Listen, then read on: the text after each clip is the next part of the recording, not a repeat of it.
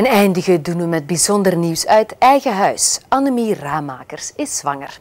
Het gezicht van ons lifestyle magazine in het weekend bevalt begin juni van haar derde kind. Het is een nakomertje, maar de 41-jarige journaliste kijkt er enorm naar uit. Dirk Billion zocht haar op Grimby.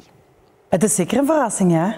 Vooral voor de familieleden en de kennissen en vrienden, want die hadden niet gedacht dat wij dus na 11 en 9 jaar, zo oud zijn de twee oudste kinderen, er nog eens opnieuw aan zouden beginnen. Maar wij wisten beter.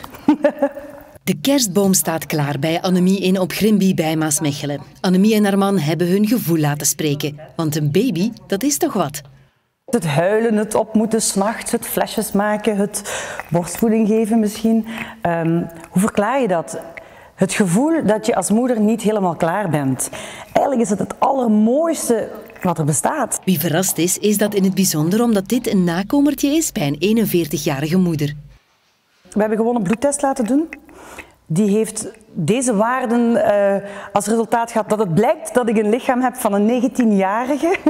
Dus ik moet mij in principe geen zorgen maken. En dat moeten ook de kijkers niet.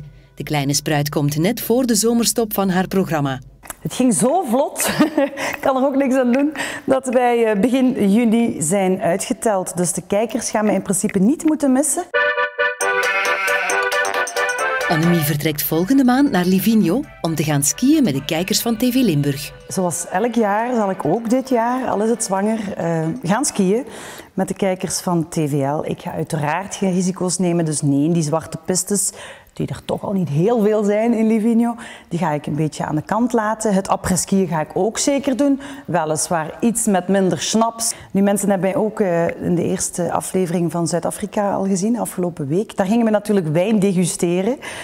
Daar heb ik wel vaak moeten voetelen. En zo zeggen van, ja, een klein beetje voor mij. En zo mijn glazen even wegduwen. Maar dat is niemand opgevallen, dus dat camoufleren, dat is voorlopig goed gelukt. En nu hoeft het niet langer, want iedereen mag het weten.